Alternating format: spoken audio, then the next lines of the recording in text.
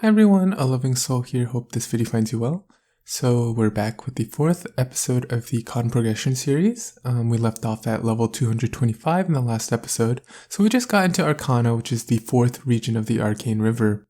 Arcana is infamous because it's where a lot of people farm mesos and droplets, so we'll be spending a lot of time here in the future. Once you do get to Arcana, besides the usual collection or 200 mob killing Arcane Force daily, you have to do Spirit Savior. It reminds me a lot of Pac-Man. You basically avoid this flying toxic spirit while saving your trapped buddies along the way. You should aim to rescue 5 spirits before turning them in to the center point for a total of 2500 points. Optimally do this collection of 5 4 times for a total score of 10,000. I'm not too great at Spirit Saver quite yet, but with practice I'm sure I'll get better. A big thing is that it takes me a lot of time to actually free the spirits, and as you get more damage, that time to free the spirit actually goes down, so you'll get better scores. Now onto the leveling section. So I'm not strong enough to train in Arcana quite yet, so I decided to stick around in Lachlan, and this is actually quite common, so don't feel bad if you end up training in Lachlan for quite a while. I did almost all of my training during 2x drop events, so for levels 225 to 228, I settled for whatever map I could get in Lachlan. It's super packed during drop events because everyone wants to get that extra meso. I leveled from 228 to 229 right after the drop event ended for the night, and I snagged a Revelation Place 3 map, which happens to be one of the best maps in Lachlan. Right after I hit level 229, I used my secret weapon, which was the Typhoon Growth Potion from the Goblin event, which got me to level 230, allowing us to access the next region of the Arcane River, Morass. We'll get more into that in the next episode. Now here are some odds and ends that happened in the last 2 weeks. So there was a Sunny Sunday event, which was 50% off honor. This is usually a good time where you want to refine your second and third line for your inner ability. I have the 20% meso ability on the first line, so I was looking for either crit rate or item drop rate on the second or third line.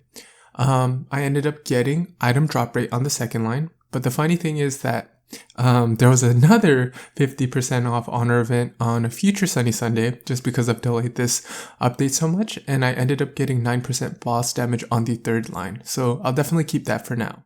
Next is a mini PSA. I realized I didn't have the Echo of Hero skill, which is essentially a free 4% magic attack buff for 40 minutes. It does have a long cooldown, I believe it's 2 hours. I made a quick maple tip guide video if you want to check that out on how to grab Echo of Hero for Kanna. Next section is making my Absolab van. So thing about Absolab van is that you need to get 2, one for obviously your main weapon, and one for your secondary, which you're going to give to Haku. So we're going to have to get 2. So the way I'm thinking about it is that I'm going to get one from the Dark World Tree store and one from the Haven Scrapyard store.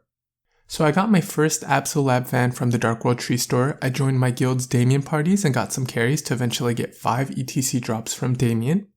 So I go ahead and trade those in with the Faint Stigma Stones in order to get 5 coins, and I bought my fan from the store. I wanted to save some resources through the transfer hammer system, so I already had an epic Utgard fan, which is a level 140 item, and I just needed to find a level 150 item so I could, make the hop from 140 to 150 to 160. So usually most folks will use their Chaos Root Abyss fan, which is the Fafnir fan, but I never had one lying around, so I had to use a Japanese fan instead. I wanted to be creative in that I didn't have a Japanese fan, but I knew I could craft one myself. The only prerequisite is that you needed a recipe, and you can't really do this right now because people hated the recipes from Ranmaru, so Nexon actually removed the recipes, but I just wanted to show you guys how I did it. So I needed to get my smithing up to level 10. Thankfully, I had a bunch of diamonds and aquamarine saved up from a bunch of mule characters that I had mined, while training. And I just smithed a bunch of arrows to level 10. I don't think this is the most optimal way to do smithing, but it's like the easiest way that I found I could do it. And once I hit level 10 smithing, I just needed some superior item crystals and the Japanese item shards, and bam, I created my own Japanese fan. And we transferred over our Utgard fan into the Japanese fan, getting a free epic potential at the cost of 1 star force. We did a second transfer from the Japanese fan to the Absolab fan, and bam, we got our free epic potential as well as some stars. I decided to splurge a bit. I started a little bit, I think to 12 stars, but then I wanted to cube it all the way up to legendary.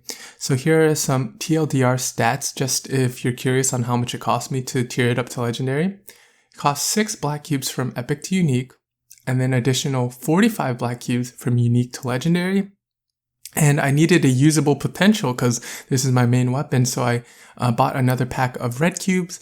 I ended up settling at about 3 red cubes just because it had some magic attack. It has some damage and crit rate, which aren't optimal, but are perfectly usable while I wait for a cube sale in order to perfect the weapon. So at the moment, there's a 30% off Starforce event, and I combined this with the Anniversary Sauna Room, which allows you to not have to safeguard up to 15 stars, so there's no fear of booming. I ended up getting quite a few pieces to 15 stars. I ended up spending around 2 billion mesos, I believe, in Starforcing.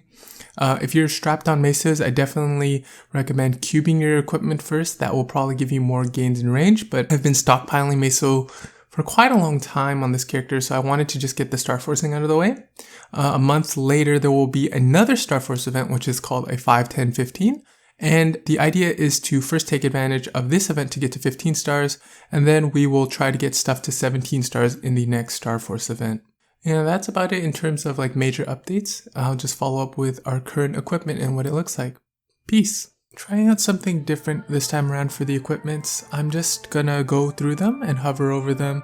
Feel free to pause the video if you want to take a closer look. I'll just sum up the general themes and upgrades that we've gotten since the last episode.